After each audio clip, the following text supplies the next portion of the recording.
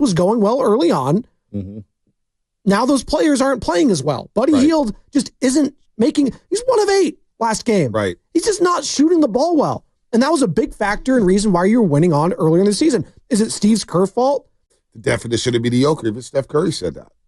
Steph Curry said, let's hear from Steph. How the kids say we're very mid right now. We're just very average. I think we understand that better days can be ahead if, you're not in that big of a hole in the Western Conference. If you look at the standings, you go on a 5-6 game run. To us, that sounds like a lot, but it is like the numbers. You can make up a lot of ground pretty quickly. It's a tough task, but that fine line between losing hope and confidence and understanding, one good week, you're kind of back in it. That's where we are. That's Steph Curry right there after Monday night's loss to the Cleveland Cavaliers. And think about this, as Cleveland is 29-4, their numbers are astronomical. They had a stretch of 4 straight games where they hit at least 23s. Second team in NBA history to do so, the Cleveland Cavaliers. But you think about the last week for the Golden State Warriors. They've had a players-only meeting. They bounced back and beat Phoenix. Kuminga has a great game, back-to-back 34-point nights. Of course, they had done on last Friday against the Clippers, where they weren't even into it. They made a late run in the fourth quarter to make it interesting, but they were down 19 after 3. And then you get blown out with Cleveland, where you don't even look like you match up. You don't even belong on the same floor as them right now. They're that good. Garland's getting 2 feet in the paint, blown by everybody. And you're trying to find consistencies, but only in the lineups and the rotations, and injuries are happening. You have all these lineup changes. Some guys are playing, some guys are not. Steph Curry, look, he's getting defended at a high level, and you're starting to see his age. You're starting to see it. That's the reality here. Draymond Green is starting to see it. These guys are banged up and nicked up, and that's why you don't want Draymond Green playing the 5 for long periods of time, because he's at a point in his career where he can't do it for a long period of time. It's going to wear him out. So it's just we're in an impasse here with the Golden State Warriors, and what to do before the trade deadline's been done, I don't know. I don't know if you trade the youngsters. Do you ride it out? Do you try to make a last-ditch effort on trying to build a championship team? Or do you wait until the all-season to try to get into the mix of making me trade for another superstar? You're in a tough spot right now if you're Mike Dunleavy. Well, like that, and you just said it right there, a last-ditch effort to be a championship team. I don't even think that's like on the table right now. Like, I don't know what the move is or multiple moves that turn this roster into a championship team, quote-unquote. But I'll say this, and for the doom and gloom right now, I understand it. But when I look at the Western Conference as currently constructed, there's really one team that gives me like pause where it's like, all right, if it's a 7-game series against this team, it's going to be hard. And that's the Oklahoma City Thunder for me. Now, maybe other people think that the Grizzlies would be tough. They still have a lot of respect for the Denver Nuggets, who 7-3 in their last 10. They've played well. They've won 3 in a row. They're champions, obviously. Mavericks, I don't know. The Luka injury is a big question mark. Is he even going to come back? If he does come back, is he going to have to monitor? I don't know. Clippers are the Clippers. Kawhi, he's going to stub his toe, be out for 4 weeks. It is what it is at that point. They've been playing well, and they played the Warriors well. The Rockets are kind of fugazi a little bit to me, just their style of play offensively. I know they don't shoot well. They don't shoot well. They have a lot of talent. I think it was a Ryan Hollins who does the pre and post game for them. He said it well. They rely a lot on their talent, and that's true. But that can only get you so far in the NBA. And they're young, they're explosive, but if they have a bad shooting night, they're going to lose most likely. And then you get the Lakers. We'll see. The Lakers, could they make another move? Maybe that's the other team that makes it. But that's made a good move in getting rid of Russell. That's for sure. They did, and then they bring in Dorian Finney-Smith, Shake Milton. They played well in their debut actually as Lakers, both of them, in a loss to the Cleveland Cavaliers. I like the move for the Lakers. And then you got the Timberwolves, you got the Spurs. Spurs feel like one of those teams that has a lot of assets, and maybe they make a big move, and maybe they try to go all in this season. Not all in, but try to pair Wemby with someone for the future potentially. So I want to take a quick pause here. If you're a Warriors fan that says, "Oh, we're done. The season's critical," there's no super teams right now in the NBA. There's no super teams in the Western Conference. It's very deep. It's better than the East, and I think that's why we view it as such, because the Western Conference is so much deeper than the East that it feels like it's such a gauntlet. But you said, and all of us here, pretty much in the station, we all thought heading into the season, if they can just be a playoff team, win a series, maybe 2, that's a successful season. Right now, they're a play-in team. Yeah. 2 weeks, they could be the 5 seed. Like that, a 2-week stretch here, they're playing good basketball, they could be the 5 seed. Now, a 2-week stretch where they're not playing good basketball, they could be the 13th seed. They could be out the box. They could. But I'm just saying, let's pause the panic meter just for now, because I know they started 12-3. There's just no one in the West right now that I see other than the Thunder that really is going to give me pause saying, oh, well, there's just no shot for the Warriors this season. For me, that's how I view it. You know, you look at Philadelphia coming up, and then you play Memphis Saturday. No Ja. Ja's going to be out. AC joint sprain. Yeah, he's out week to week. Then you get the new look King Sunday. Did they lose like by 50 last time they played the Grizzlies? Yeah, they got both. Oh, my God. But they beat them. They beat them at Chase earlier. They beat them at Chase, but they lost, and Steph Curry scored 2 points against them. Because Jalen Wells, look, I've laughed at Taylor Jenkins a lot. I actually see Memphis growing as an organization. And I scoffed at the way they played, and I thought they had to clown Dillon Brooks, who really held them back. They rid themselves of Dillon Brooks. And now they look a lot more professional. They're taking the game a lot more seriously. And that was a team. Even though they were clowning, they had won 56 or 51 games before last season. And last season, of course, started with Ja being suspended for 25 games and then getting injured. You bring in Marcus Smart. He's hurt. Desmond Bane is hurt. Everybody, they just dropped like flies. But Memphis is tough. And what they did in that game against the Warriors, which is, I don't understand why other teams don't do it. Now, I'm not mad if they don't do it, but Jalen Wells, the young man from Memphis who's playing as a guard by way of Sonoma State, he face guarded Steph Curry for 94 feet. And now you're starting to see teams do that a lot where, you know what, we know Steph is playing off the ball. Let's just pressure him and don't leave him, whether it's running a box and one, running some press, but do not leave the chef and press him all 94 feet. He's already dealing with the tendonitis in both knees, Spadone. He's 36 years old. It's a lot of moving around for him right now. And so if you face guard him the way Jalen Wells did from Memphis, all of a sudden you need other playmakers to step up and make plays. And right now, enough guys are not making plays around Stephen Curry to help this team thrive. And that's what's been, frustrating from, a Warriors fan perspective that loves Steph, and they're just used to him just dominating every single night. And now he's getting older. And these teams, this is the NBA. They're not going to take it easy on you because they're getting older. They're not taking it easy on LeBron. They're not going to take it easy on Stephen Curry. They're not going to take it easy on Jimmy Butler. No, and if anything, they're going to make it harder because they know that they have the younger legs and they're going to go after you.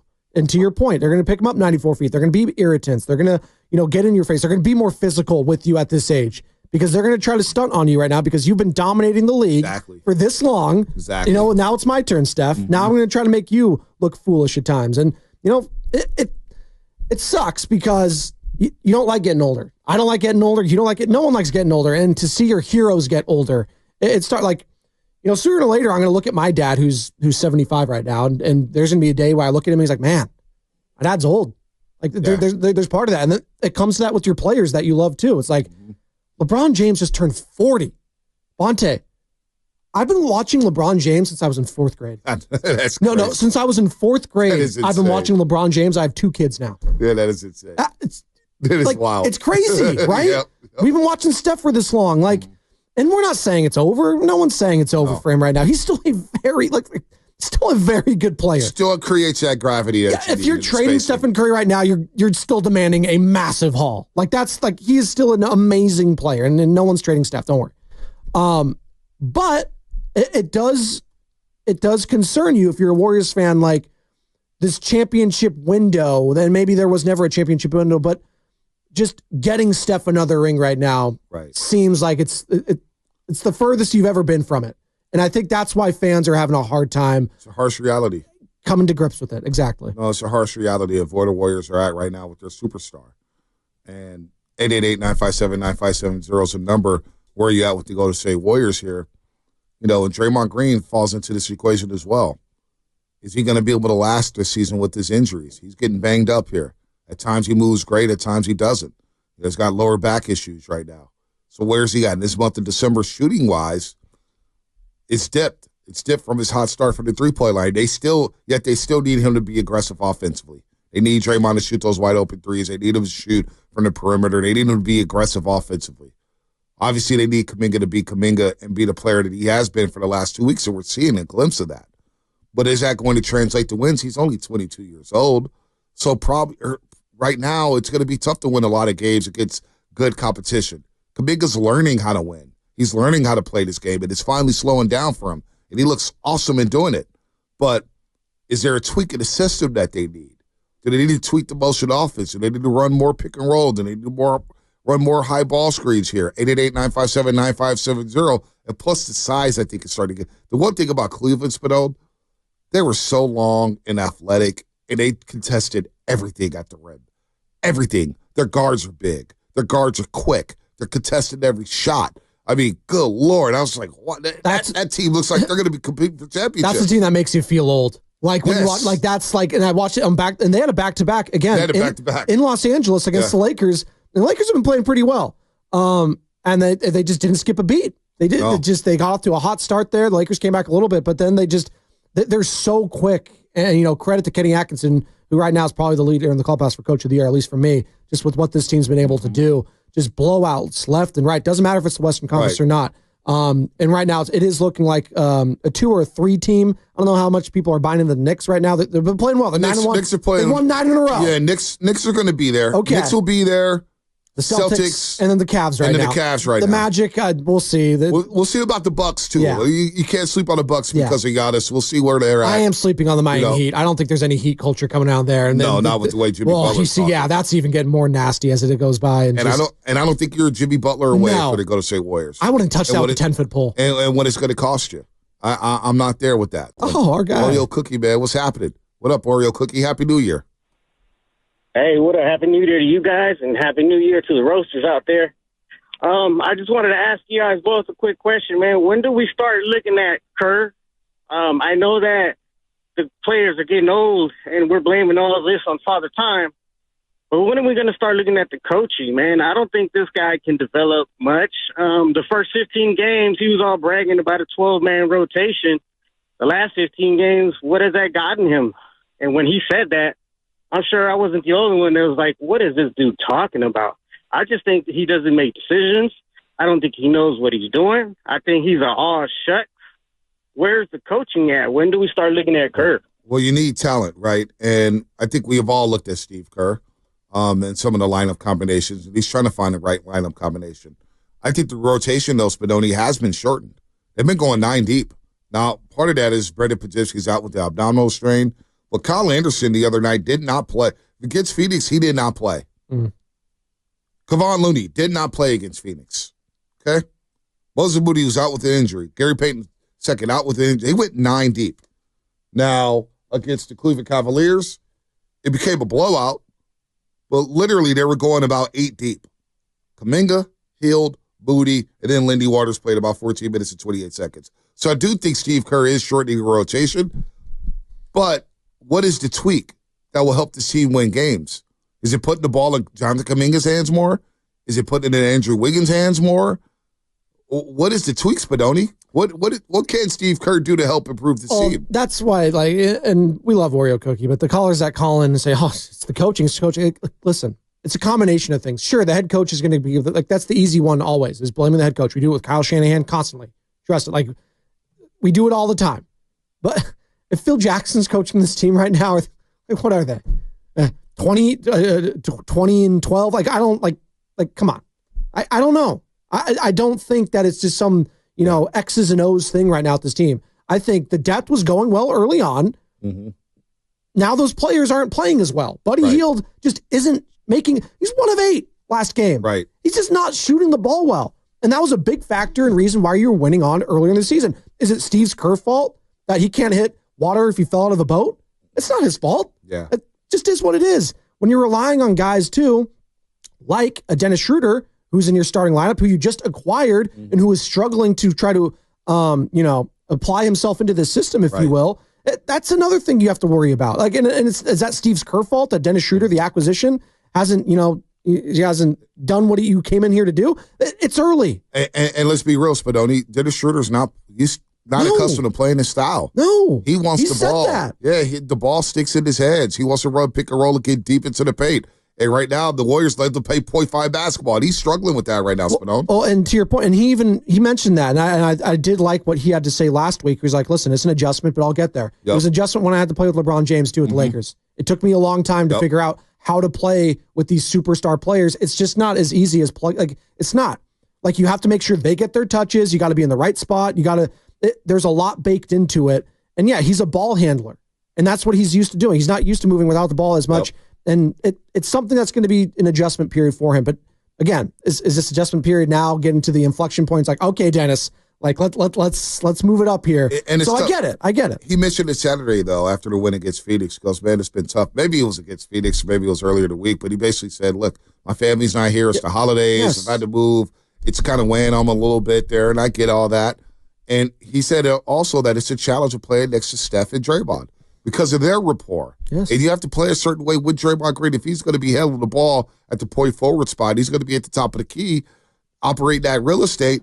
You got to do different things playing off the ball. So to your point, Spinoni, yeah, he's not accustomed to doing that right now. And he's struggling to fit in offensively with the Golden State Warriors. You brought up Buddy Hield. He got out to the hot start. In the month of December, Buddy Hield. Oh, no. Shooting 36% from the floor. Shooting 30% from the three-point line. Averaging 8.5 points per game in the month of December. Now, that's in 13 games. Right now, he looks like he's pressing. He looks a bit lost. And you heard the soundbite from Draymond Green against Phoenix, where he said, wake your ass up. If not, sit down. Yeah. And I'm paraphrasing. And Draymond Green mentioned that after the game. Well, Buddy's is this just who Buddy is? Is this a guy that we've all kind of watched throughout his NBA career, or is he more the guy that we saw in October and November? Well, right now you're hoping he's a streaky player because that means he's going to come out of this, right? You're hoping he's a streaky player because if he's not, then this is going to be a tough watch the rest of the season because you relied so heavily on him early on the season, being your second, best free three-point shooter. And if your best three-point shooter, if the best three-point shooter in the history of the game is struggling on top of that, then yeah, it's going to be noticeable. And that's why I don't fault people and players like Jonathan Kuminga who are trying to manufacture something always. Like, listen, Kuminga's shot wasn't falling last week against the Cleveland Cavaliers. He was 4-15. But you know what? You know what's I loved seeing in that box score? I'm looking at it right now. 14 free throw attempts. God, that is so refreshing for a Warriors team. When was the last time a Warrior player had 14 free throw attempts? Think about this. It probably was Jonathan Kuminga. Think about his last 3 games, Benone. Jonathan Kuminga's last 3 games from the free throw line, starting with the Clippers. Actually, I'll go back to his last 5, starting with the Indiana loss. Warriors are 1-4 since starting this home set. Remember they had 8 and 9 at Chase Center. The one lone road game was down in LA at Intuit Dome. And they've basically lost 3 to 4 home games. Man. But JK, 6 and 9 from the free throw line against Indiana. Christmas Day against the Lakers, 6 of 8 from the free throw line. Friday night against the Clippers, 11 of 14 from the free throw line. Against the Phoenix Suns, Saturday night, 8 of 12. And then against the Cleveland Cavaliers, 10 of 14 from the free throw line. So JK's doing what he's got to do. And let's not act surprised that JK is doing this. He did this last season. He did it at times the season before that, so I'm not surprised that JK is showing his abilities here. But you're right, Spadone. He's getting to the free throw line. He's grabbing more rebounds. Through the last 5 games, look at his last 3 games, 10, 9, and 10. That's his rebounding numbers. So he's doing everything that everybody's asked of him right now. So JK, in my list of issues for the Golden State Warriors, JK's not one of them.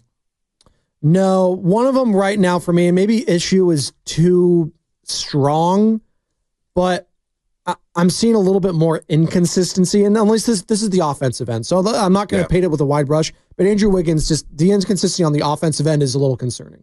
I know what I'm getting defensively, and I'm not trying to poo-poo that because he is almost always guarding the other team's best player at times, and that takes a lot out of you.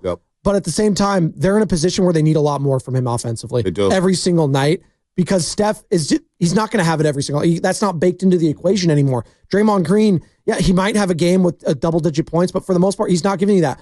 You're not getting that help off the bench from Buddy Hield anymore. Dennis Schroeder, he's not getting those double-digit points. So Andrew, you're going to be there every single day, and I can rely on you for health and on the defensive end, but I need that to pick up a little bit more going forward here. He just hasn't been able to score right now. Or he's just not like being aggressive. Like that's another thing with Andrew. And Steve Kerr's talked about that in the past. Just kind of feature him early on in the game and get his touches. And maybe that's another thing that Dennis Schroeder's learning early on, having the ball in his hands. Hey, maybe I need to feed Wiggins a little bit more, get him more involved early on in the game. So 10 of 32 from the floor, Andrew Wiggins the last 3. 3 of 14 from the three-point line over the last 3. And you talk about aggressiveness. When I see Andrew Wiggins being aggressive, I see 20 field goal attempts, 16 field goal attempts. Last 3 games, 11, 12, and 9. So it's got to be a little more aggressive. Just 15 points per game in the month of December. You need Wiggins to be around 17, 18, as well as JK's play. And Steph Curry is going to be down around 22, 23. Let's go to Rob and San Bruno real quick before the break as you're listening to 95.7 The Game, KGMZ FM and Nation 1 San Francisco, and Odyssey Sports Station, always live on the free Odyssey app. What up, Rob? Happy New Year, fellas. Happy New Year, Rob. Yes, sir. Oh, well, look, man, we just got to come to a realization. We all know Steph ain't, he's still that guy, but he's not that guy no more that's going to go against these younger guards. The NBA is a guard league now, and your best player, Steph Curry, he's a guard, but he's an older guard. So when he go against them young guards, he got the foot speed to defend them, and then the same injury to run around all them screens and drop 30 a night. He's just getting older. Look, man, this is the Kuminga team right now, all right? The motion offense don't really work without Klay Thompson. It's with Klay Thompson, it's deadly. You can win games with it. Without Klay Thompson or just Steph or just Klay, it don't work as well because you don't have that other 3-point threat out there. So and then you got Draymond running the 4. He's not going to consistently get you 10 points a night. So you don't got to guard him. You got guard the 3. He's not really going to drive to. He's just a player out there because Steph Curry out there. He's a player out there because he knows the system. It's time for Curry to scratch the system, okay? I mean, you got to get rid of Draymond. That's the call. I'm Wiggins. He shouldn't get more touches than Wiggins or Kuminga. Draymond needs to come off the bench. He did come off the bench. I think Curry made the right decision, but you have folks, Draymond needs to come on for nostalgia points. Look, he's not that guy no more. All right, teams don't respect his shot, his ability to score. He's just a guy with the ball, and he's not a threat. So it's 4-on-5 every time. This is Kuminga's team now. Curry needs to work around him. Curry can still dribble, shoot, and do his thing, but he needs to work around Kuminga, and Draymond needs to get off the floor. Let Wiggins and Kuminga handle the ball, because at the end of the day, this is an athlete. You got to be athletic up and down the court, just air. And Draymond just not that. Rob and San Bruno, everybody. 888-957-9570. Is that the move the Warriors need to make? Is that the move the Warriors need to make right now? What move would you like to see them make? How can they tweak this? They're 16-16 right now after a 12-3 start. They're at 500, and they're flirting with being under 500 against the Sixers tonight, who are coming in. They had a catastrophic loss last night. Kings scored the last 15 points of the game. I couldn't believe it. I'm watching it. It's like, wow, I'm going back and forth, oscillating between Kyle Draper and Kate Scott, who's on the call tonight for Philadelphia. And I'm thinking to myself, damn. What if you love Philadelphia. Yeah, the Eagles, they scare me. They scare me as a legit Super Bowl contender. I can't stand that fan base. They actually have a defense, so yeah, unlike the Detroit Lions. Yeah, I can't stand that. I hate that fan base with a passion. Real quick, before the break. Not a King's tale, but I'm walking out. It was either the Phoenix game or the Indiana. I forget which home game it was. Over the last week, I'm walking to my car, and a van pulls up, just drives right by me, almost like they were waiting for me. Slows up. Sounds scary. Yeah, it does sound scary. Rolls up, slows down. Kidnapper's tale? Yeah, no. Slowed up, roll the window down, and go, hey, go Birds. And I go, F the Birds. And there's all these fans waiting for autographs and stuff like that. He goes, go F you, Bonte, you suck. And I'm like, man, screw the Birds. I swear to God, it happened last week. I was like, Eagle fans are now coming out of the woodwork, talking that talk. They're chirping. They're chirping. Okay. They're chirping hard. We'll see. Like they squandered a huge opportunity against the Washington Commanders a couple weeks ago where they could have had the number 1 overall seed. And going through Philadelphia, I would have thought they would have been a shoo-in to make it to the Super Bowl. Now, I still think I have them slightly above the Lions, and I think they're right there with the Vikings. We got the Warriors. We have the Niners. We have the Giants. We have the Sharks. We have the Earthquakes. We have AFC. Got Cal, got Stafford. We can go wherever you want to go with this. But I'm taking championships off the board because we all want championships. We all want MVPs. We all want championships. That's an obvious one. But what is a more attainable resolution? Like, for example, if I'm looking at the 49ers, my New Year's resolution, it would be to give me a ball hawking free safety and to improve the trenches. Those are my resolutions. I want better line play, and I want a ball hawking safety. That's just one example. With the Warriors, I would love size and athleticism. Would love that. With the Giants, man, it'd be nice to get a home run hitter in the middle of that lineup. Those are just some of the resolutions I have. What are some of the resolutions you have? No, that's a good point because you don't go into and I'm not a big New Year's resolution. Like you can start it whenever. It doesn't have to be January 1. I get it. Right. It's a clean slate for a lot of people. So they try to do positive visualization, all that sort of stuff. Like that's fine. But for me, I'm not going in next season if I'm, let's say, a lot of people are working out, right? Like right now, a lot of people are probably at the gym. They're watching us on Twitch, Twitter, YouTube. Gyms are packed. They're packed right now. It's not going to be like that in a couple weeks. Why? Because they don't have whatever it is, that next step to really, want to be that next person, that better person. And I think of if I'm working out, I'm not going to have a six-pack in 3 weeks. That's just not how it's going to happen. Yeah. But you know what? Maybe by the end of the year, the dream. We can all dream. Maybe by the end of the year, I could have the semblance of something. Maybe I have a one-pack. Maybe a two-pack. There you go. Yeah. But if I'm looking at it for my sports teams, I'm not expecting like a championship all the time. I'm not expecting a championship. That's great. That's easy. But if I'm the Warriors, first and foremost, size, and I want to know what the direction of this team is. Like, I want a clear, solid direction at the end of this season. Direction and identity, right? Correct. Because what would the identity be for the Warriors right now? I don't know.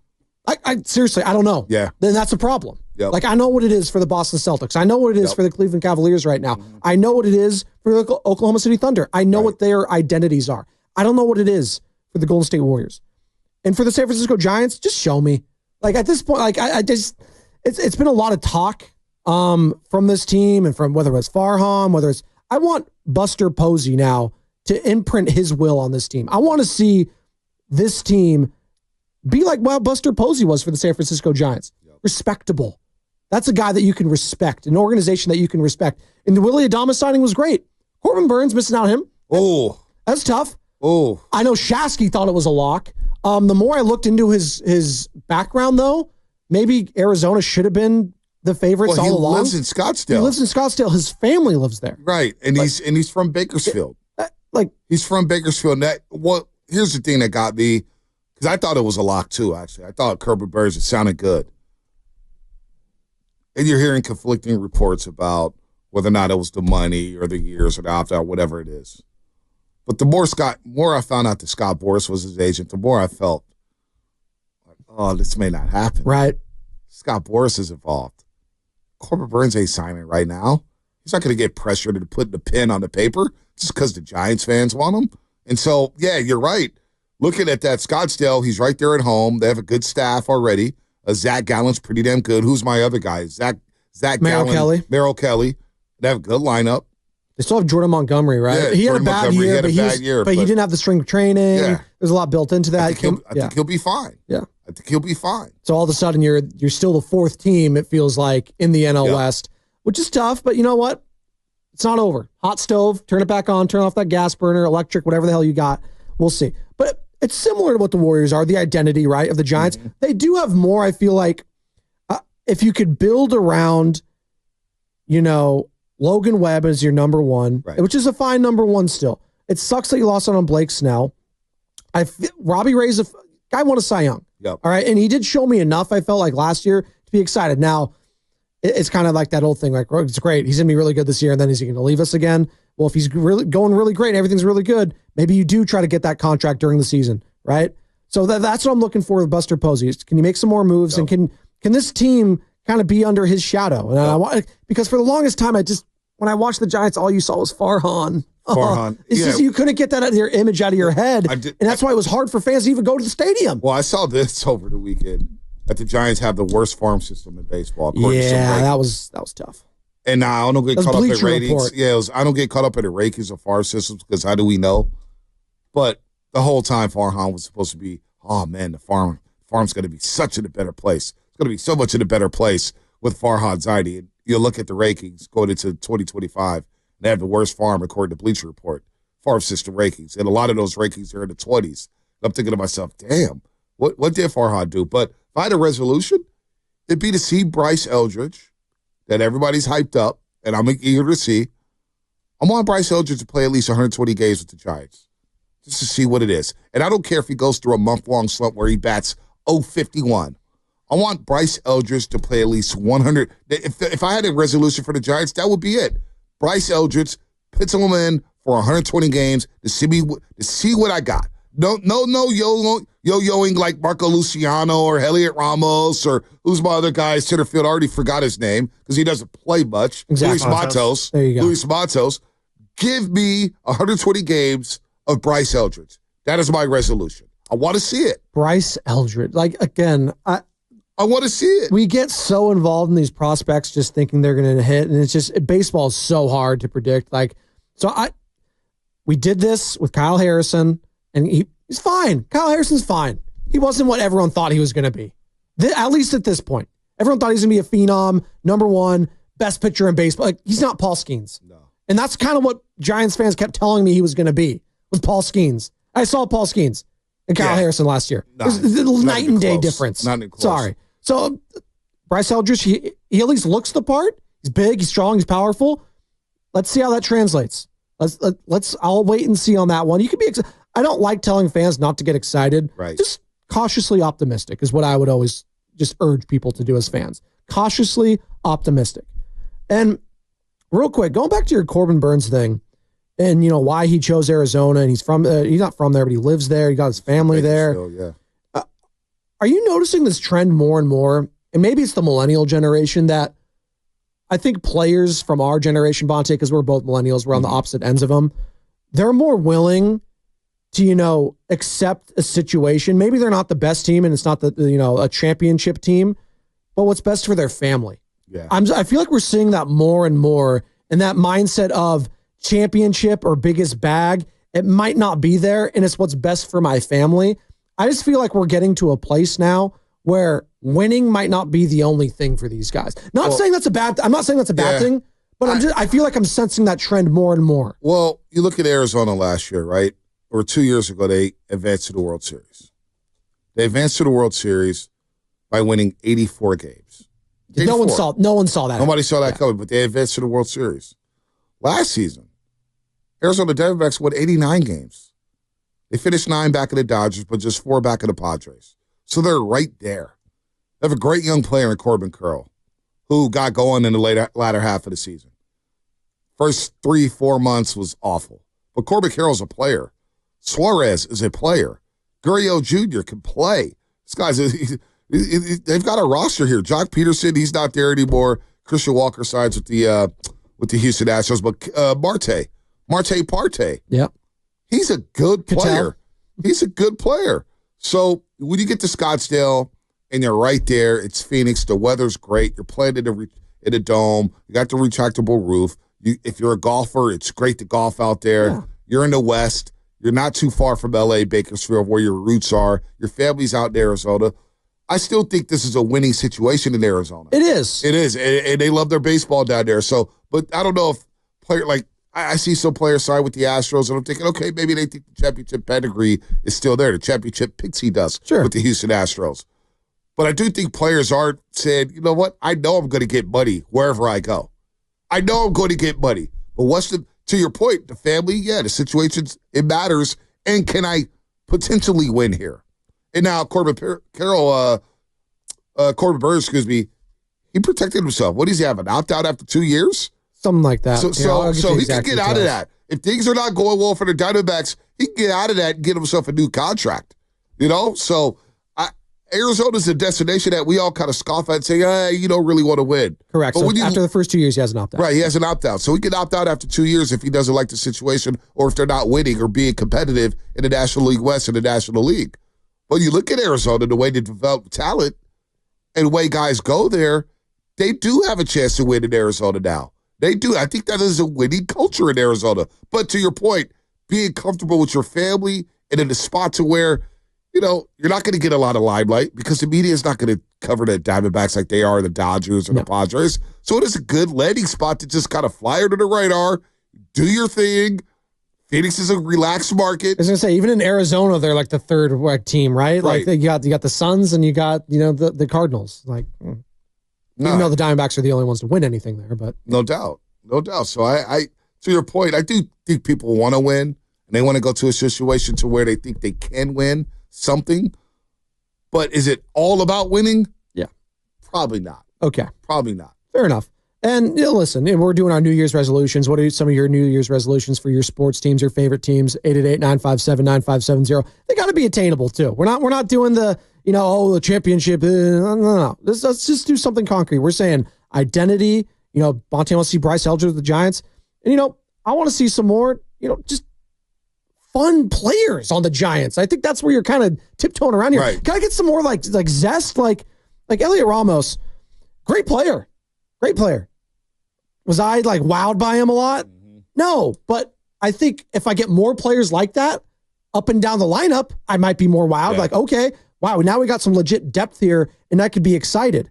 Would a guy like, Pete Alonso, the polar bear, who's still out there, would love him. I know I Elger's can see the hats already. We've already all said it. Yeah, come on. But you know what? I have no problem signing Pete because I got a DH and a first baseman. Correct. Hey, one day it's Bryce Elger, one day it's Pete Alonso. I don't really get caught up in this guy wants to play in the field. I just want to get some ballers in the lineup. Warriors. Ooh. Spadotti, what's your resolution for the Warriors? I love it. You get in on this too. Well, I would like to see, again, who's going to be the guy I'm building around after this season? That's going to be the question for me. Are we still building around Stephen Curry and Draymond Green and that final ember, if you will, that's flickering in that fireplace that was the Golden State Warriors dynasty? Or am I going to be looking at the young guy and Jonathan Kuminga? And I feel like we've been tiptoeing around this conversation for so damn long, but if they're another one and done, or they fail to make the play-in, or they lose in the first round, I think there's going to be a very, very hard look at this team if you're Mike Dunleavy and if you're Joe Lacob and saying, what do I have here? And so maybe the resolution is finding an identity. The identity. Exactly. The identity. And the identity still be Steph and Dre? I think it's you almost can we take these two timelines and just finally condense them down to one? I feel like that's the resolution I have for the Warriors in terms of just pick a direction and go with it. Are we seeing that right now? Are we seeing that come to fruition, Sam and Bonte? There's just Jonathan Kuminga playing all these minutes. He's finally become a focal point on this team, albeit off the bench. And we're seeing Stephen Curry, the struggles there. Aren't we finally seeing these two timeline things come to head? A lot like if you ever play with the Hot Wheels. Oh, yeah. When the two tracks come together and you got the little fast thing in the middle that shoots them both. Is it that, or are they just trying to showcase Kuminga so they could trade him in a couple months? So do you think we're going one timeline, then they do the old switcheroo where actually, no, it's the Steph Curry timeline? It's a very good question. And I have no idea what Mike Dunleavy is going to do with this roster with the trade deadline coming up. The trade deadline's coming up in just over a month. What is it, February 6th, I want to say? I think so. February 6th is the date. Maybe it is a showcase for Jonathan Kuminga. But how will fans feel if they actually do trade Jonathan Kuminga? February 6th at 12 o'clock Pacific time. Big day around here. Huge day. Because they could still flip Schroeder if they want. They could flip Buddy Hield. Who knows what Mike Dunleavy's thinking right now? Because the owner, Joe Lacob, wants to win. Steve Kerr wants to win. Steph wants to win. So what is going to happen here before February 6th? And what's your resolution for the Golden State Warriors? Do you want them to pick a lane? Do you want them to just say, you know what, we're all in on the Jonathan Kuminga experience? Or are you holding out hope for Jimmy Butler or another star to try to coax one more championship out of this core? Or is that even unrealistic? 888-957-9570. I don't know where Warrior fans are at right now. I think all Warrior fans are a little confused on what direction they want to see this front office go with. We're talking about all three of these teams right now, and I could make the argument, and you can say John Lynch or Buster Posey, but I know Buster's not technically the GM, but he's the president. He's that guy. He's the guy making the decision. Exactly. Yeah. You think Mike Dunleavy has the hardest job right now amongst those three major teams in the Bay? I do. Just given the wow and star power of his guy, Stephen Curry, where he's at in his career right now? I do, because when I look at John Lynch and the Niners, Lynch and Shanahan, by the way, they're coming back in case anybody thought that. Yeah, Adam Schefter reported, don't worry. Yeah, and Jed York said it. They're coming back, so they're back. I think it was our friend Tim Kawakami who originally got that scoop. TK show. TK Odyssey. Show. Odyssey family member. So John Lynch knows that I feel good with Brock Purdy moving forward. If I sign him to a massive long-term deal, we can get to that a little bit later. I know he's coming off that Monday night game where he threw for a bunch of yards and some touchdowns, but he had the egregious interceptions. We get all that. But Brock Purdy's not my biggest issue on the 49ers. I know I have Fred Warner, who's going to get that ankle right in the offseason. Nick Bosa played well on Monday Night Football. Renardo Green and Diablo Lenore are some players. So I got some pieces here with the 49ers where I said, okay, I look at the schedule next season. We could be back at the top of the NFC West and get back into the playoff mix. You're right there playing nip and tuck football with the Detroit Lions, who are battling for a number one seed in your own conference. You're not far away. No, and you just look at your own division, and that's where you have to look first and foremost. Like, is Stafford going to be back next year with the Rams? I don't know. What's he going to be like? Kyler Murray, people are already talking about trading him potentially. Yeah. It's because the Kyler Murray experience has just been nothing but a dud after signing him to that big deal. And then Geno Smith's not the guy. Are the Seahawks going to make a trade or something? So I feel actually, in a weird way, we're going nuts around here. I feel the best about the 49ers quarterback situation than anyone else. I feel, look, I think and I get it. Matt Stafford's won a Super Bowl, but it's a disappointing season. Yeah. It's a down year to me. I think it's a one-off. I think the Niners will be back and being a competitive football team next season. I truly do. And I look at the season, they haven't gotten blown out with the exception of those two East Coast games, Green Bay and Buffalo, and one of them when you're starting Brendan Allen, who's not even going to start this week. And the next week, Brock Purdy comes back in Buffalo to snow. It's going to be a tough game already. But I look at the way they've lost these games. Some tweaks. They need some tweaks. No doubt about it. And maybe Debo's gone too because you look at the last lack of targets in the pass game. It kind of tells you that maybe they're moving on to Pearsall and Jennings and waiting for Brendan Ayuk to come back. Well, but I'm with you. John Lynch is in a great spot. Mike Dunleavy may be in the most difficult spot because not only are you replacing Bob Myers, but you get tasked with how do you build around Steph and Draymond. That is the key, right? And I'm looking at a text right here from the 415. My resolution for the Warriors is J.K. needs to become the number one on this team. Curry's too old to be a number one and needs help. Definitely need some help, right? We definitely need to stabilize the lineups. We definitely need less roster turnover. We need to stay healthy or whatnot. But to your point, Spadone, I do believe Mike Dunleavy has the toughest task as a GM of an organization in this market to figure out where to go with the Warriors. Because let's just say, hypothetically, he blows it up and says, you know what, Draymond and Steph, we're going to move on. We're going to go with the youth movement. Boy, there's going to be a lot of blowback there. Mm-hmm. If he decides within the next month or the offseason to say, you know what, we're going to trade Kuminga, we're going to trade Wiggins, we're going to trade some of the youth to try to add for Steph and Dre, there's going to be blowback there. Because a lot of people think that, Steph is not the same player, and he's not. He's 36 years old. He's still a damn good, effective player, Spadone, but he's not as effective as he was 2 years ago or 3 years ago or 4 years ago. You look at the game logs here, and it's getting tougher, especially with the bilateral knee tendonitis. So, to your point, Spadone, you're right. Dunleavy has the toughest task out here in the Bay Area. It's not even close. Yeah, and Buster Posey, he's just not Farhan, so I think he's already looked at public. He's a made guy. So this year, I don't think he can do anything wrong. Like, the Giants cannot be great, or maybe, but they could just give him some time a little bit here. He's in a great spot. But yeah, I look at what Mike Dunleavy has on his plate right now, and to deal with an owner like Joe Lacob, and we love Joe Lacob because he demands excellence from his team. He demands excellence. He's going to put his money where his mouth is. He does everything that John Fisher with the Oakland A's and now just the Athletics didn't do, and that's why we love Joe Lacob, because we have had so much bad ownership in the Bay Area when it comes to these iconic brands that once he came in here, once he put this team on his back financially and with the move and everything, he has shown us his willingness to win. Now, Bob Myers is gone. In his first season, I thought Mike Dunleavy did some good things. He had to make some hard decisions. Now, are we looking back right now, and I saw you send this to the thread, are we looking back at that Jordan Poole move? Saying, well, Mike, in his first year, he kind of had to make sure the locker room was okay first and foremost. And in his first move, is he going to really not re-sign Draymond Green, a legend? That puts Mike in a very peculiar spot. Now, it would have been a ballsy move. It would have been something where it's like, wow, you know what? Mike Dunleavy, he's not here to play. There's a new sheriff in town, and he's not going to take a no for an answer. It's his show. But he didn't do that. He traded off Jordan Poole. I think it was the easier decision to make given the two. But was it the right decision looking back? I don't know. I don't know if it was the right decision then. Well, I know the argument a lot of people are going to say, the Wizards aren't winning anything. They're not winners. Jordan Poole's not winning games. And we get that. Does that make his stats not matter? They're a long way away, but he is having a career season. Career high in points, assists, steals, and his 3-point percentage is at 40.7%. You know the number that's actually not even any of those. That's the most, I would be happiest with.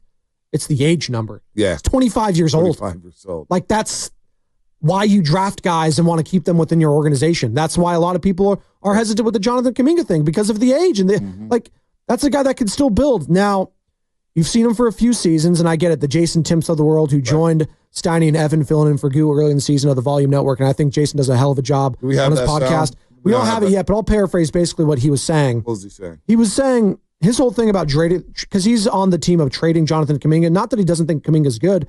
It's just that he doesn't think he's going to be one of the top 5 number ones in the West if you build around him. He doesn't believe he's going to be that guy, that number 1 championship player, which you're going to need in the West. Like, he's not Shai Gilgeous-Alexander. He's not John Morant. He's not Luka Doncic.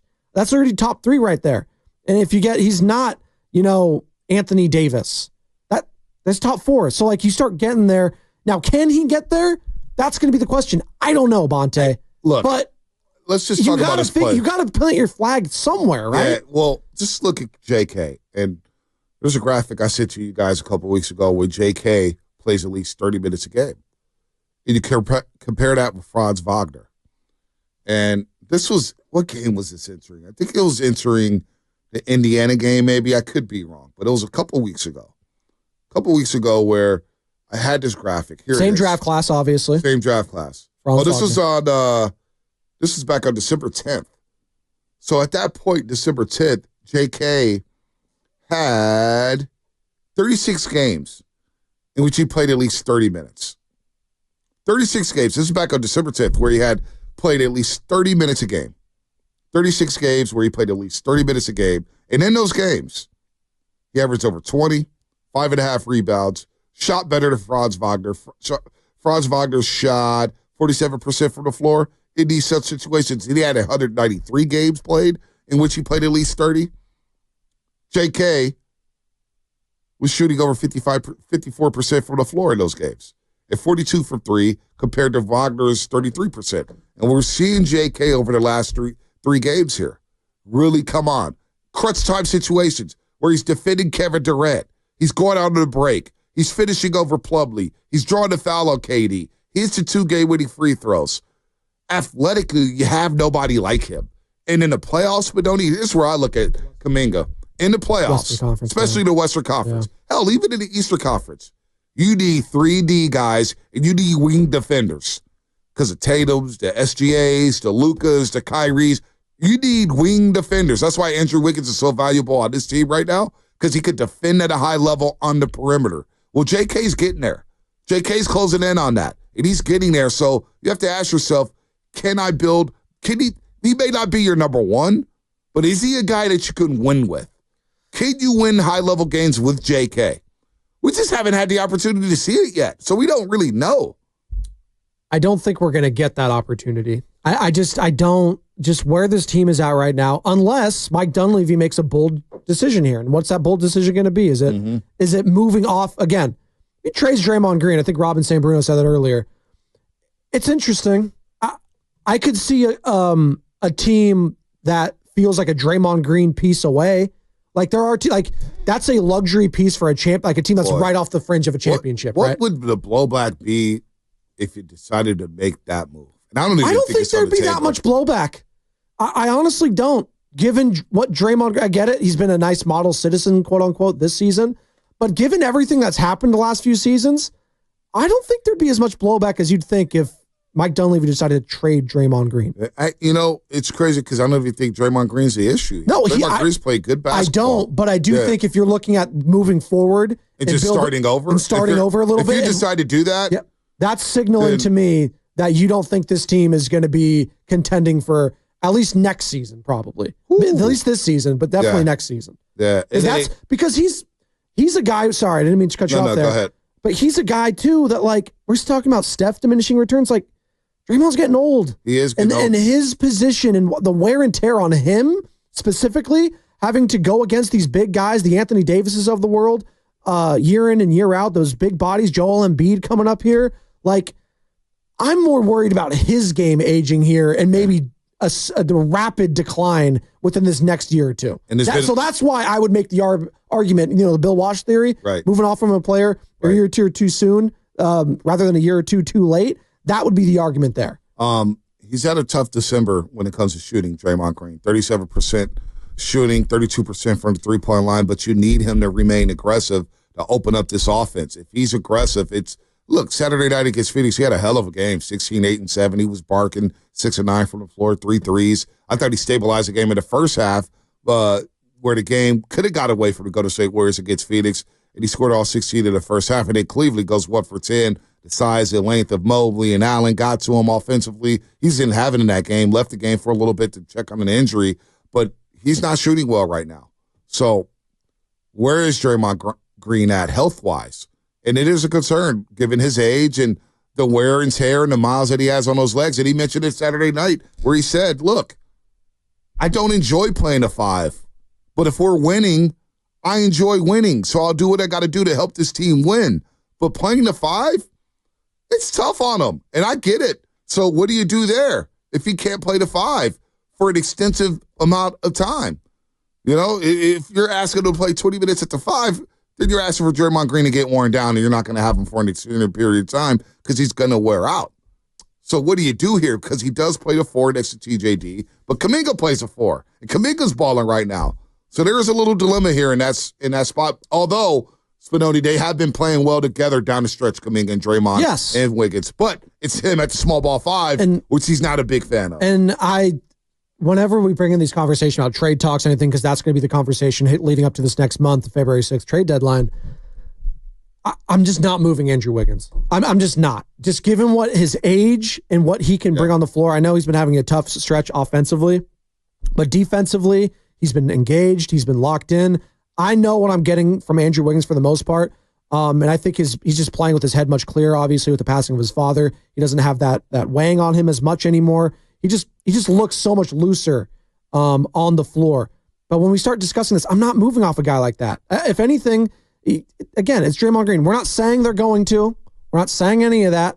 I'm saying it would be a ballsy move, and I don't think he would get, Mike Dunleavy, that is, as much brushback and blowback that you might think. I don't know. We can ask later. The way these last few seasons have gone, though, Bonte, but the Draymond Green love fest is not what it once was. But a lot of people ride for Draymond. A lot of people sided with Draymond when it came to the Jordan Poole incident.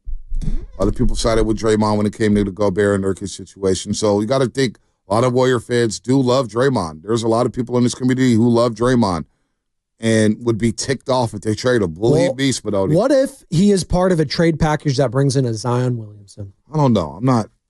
Zion doesn't do it for me.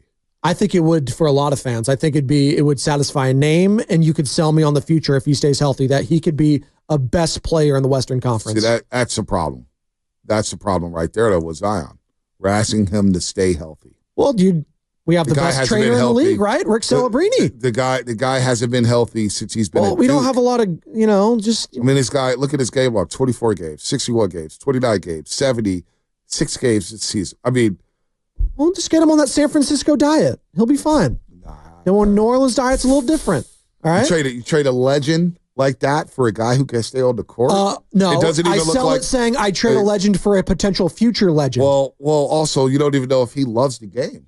Well, can I, to that point, we had Nick Friedel on. We were kind of asking him about this when we talked about like the culture in New Orleans, the winning culture in New Orleans, or lack thereof. Yeah. You come to the Warriors. I mean, it's a totally different attitude around here. It's a totally different. Like the standard of how you act is a lot different. And as Spidoni was saying, you do have, Rick Celebrini, who he's, not a wizard or anything, but he is one of the better trainers in the league. This team has shown an ability to take guys who are injured, like Andrew Bogut or Klay Thompson, see the rehab job they did with him, get them back into playing shape. They've taken guys who have, quote unquote, personality issues or whatever, like JaVale McGee or Nick Young, turned them into, useful pieces in a championship team. Is there something to be said about a Warrior culture kind of having a positive effect on Zion, or am I stretching that? You can sell me on that, but Willie Green's no chump down in New Orleans who came from the Warriors. Yeah. He was an assistant coach with the Warriors and won some championships with the Warriors. So can you bring him out of New Orleans and he plays better? Sure. They all have the best trading in the world. Has Zion played with a leader like a Steph Curry? Ever? He's had some players down there. Sure. I mean, he's had some players down there. Not a leader. Well, he's supposed Brandon to be. Ingram's not a leader. He's supposed to be. CJ McCollum played a lot with Portland. He's supposed to be, right? Podcast way no, too much. I hear you. Yeah. I hear you on that. I hear you. Zion. And maybe Zion does need a trade of scenery. Maybe a change of scenery does help them. In this scenario, obviously, Kuminga would be the major prize. It'd be him and Draymond going to New Orleans. Yeah, see, I don't like that. But I don't like you would that. retain Andrew Wiggins. You'd still have Steph, and you'd have Zion Williamson. Can you make the argument that you see more potential for Kuminga than Zion? Ooh, no. I saw Zion in a play-in game last year against the Lakers look like the best player on the floor with LeBron James and Anthony Davis. I don't think I've ever seen that with Jonathan Kuminga. JK may have been the best player on the floor Saturday with KD, Steph, and Draymond. Well, KD's a little long in the tooth there. He's still balling, though. It's true. He's still balling. But and you talk about the Lakers and LeBron James was long in the tooth. No, but and I'm AD's saying had his issues. Anthony Davis in that game, I just saw what he did, the physicality. Again. Well, look at what JK did against Phoenix. It's fine. I'm saying in their biggest games, and I've seen Zion Williamson be an absolute force and monster. We just haven't seen JK get the opportunity in big games. But that's the thing. We haven't seen him get the opportunity in big games. Will we ever? Yeah, I don't know. Maybe not on this team. Maybe not. Maybe in New Orleans he will. Maybe not. Yeah. By the way, we are thinking of all those in New Orleans as we're talking about the New Orleans right now. All the senseless tragedy of all those people losing their lives and the families affected and all the people that are still injured in the hospital. Just horrible. Horrible.